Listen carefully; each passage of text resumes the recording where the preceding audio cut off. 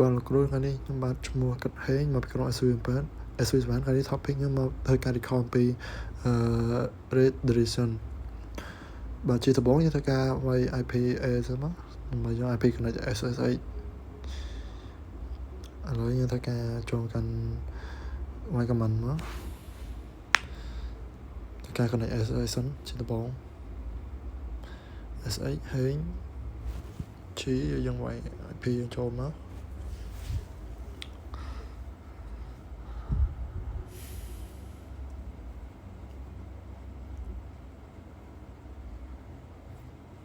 enter វាយ password ចូល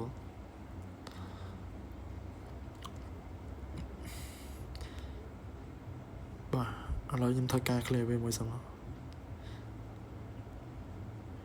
អូខេបាទឥឡូវខ្ញុំចូលធ្វើការវាយ command ទី1គឺគ្រូឲ្យធ្វើអំពីគឺដូចជាដំបូង list all in ADC show យកឲ្យដាក់ឈ្មោះSwiss van ហើយ .txt ហ្នឹងទីមួយយើងធ្វើការ list all សិន list all in សិនធ្វើការ ls មក command ls /etc clear មកហើយខ្ញុំ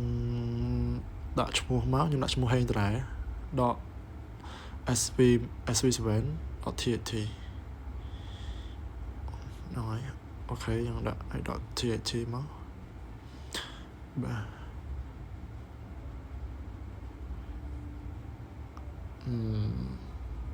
ហ្នឹងហើយឥឡូវធ្វើការ enter មកតោះមកយើងចូលមកធ្វើការមកមើលយើងមក show file ដែលយើងបានដាក់មុនហ្នឹង show file in content ឈ្មោះដែលយើងដាក់បានដាក់ឈ្មោះ HSV7 ហ្នឹងឥឡូវយើងមកវាយ command ls.l ហ្នឹងមកហើយ hang អូខេនេះគឺវាចេញមកហើយគឺឈ្មោះហើយដែលយើងបង្កើតវា show ឲ្យយើងមើលគឺមានម៉ោងមានអីហ្នឹងបាទបាទឥឡូវតោះយើងធ្វើការ command គឺការ show content វាដែលយើងបាយ command etc មុនហ្នឹងធ្វើការ show វាមកវាយ cat hang hang ដល់មកលើធ្វើការ show នេះគឺ content នៅក្នុង directory etc ដែលយើងបានដាក់មុនហ្នឹងគឺវាបានចេញមកបាទគឺវាចេញមកច្រើនទាំងអស់ហ្នឹងបាទតបចូលមកដល់ទី2មកគឺ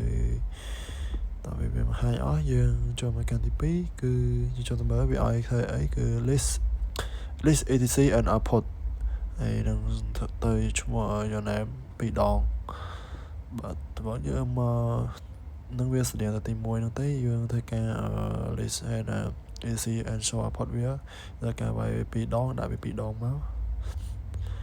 យើងមកធ្វើការវាយ comment ស្តីគ្នាហ្នឹងការវាយls/etc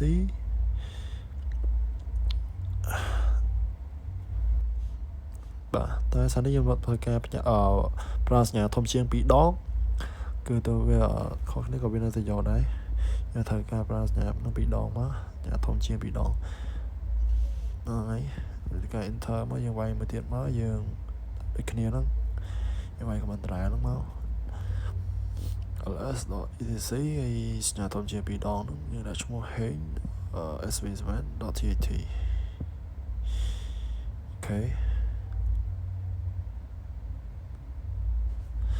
អូខេបាទឥឡូវទៅការមក cat វាមកដើម្បីមើលវាគឺ cat វាយ hang.sv7.txt ទៅការហើយវាទៅការ enter មកបាទគឺនេះវាចេញមកបាទគឺវាចេញមកច្រើនទាំងទី1ហើយទាំងទី1ហើយទី2នេះយើងដាក់2 ដងគឺវាចេញមកច្រើនដល់ទាំងអស់គឺវា3 ដងនេះគឺវាបង្ហាញមកច្រើនវាមានអស់ចឹងទៅយើងឲ្យមើលបានបាទឥឡូវដូចអត់មានអីទៀតទេអស់ហើយខ្ញុំធ្វើការ clear វាចោលបាទអរគុណលោកគ្រូសម្រាប់ការបាទឥឡូវដល់មានអីទៀតទេឥឡូវវាអស់ហើយបាទធ្វើការអរគុណលោកគ្រូសម្រាប់ការទស្សនាវីដេអូមានប៉ុណ្ណឹងធ្វើការ sit down វាមកអរគុណ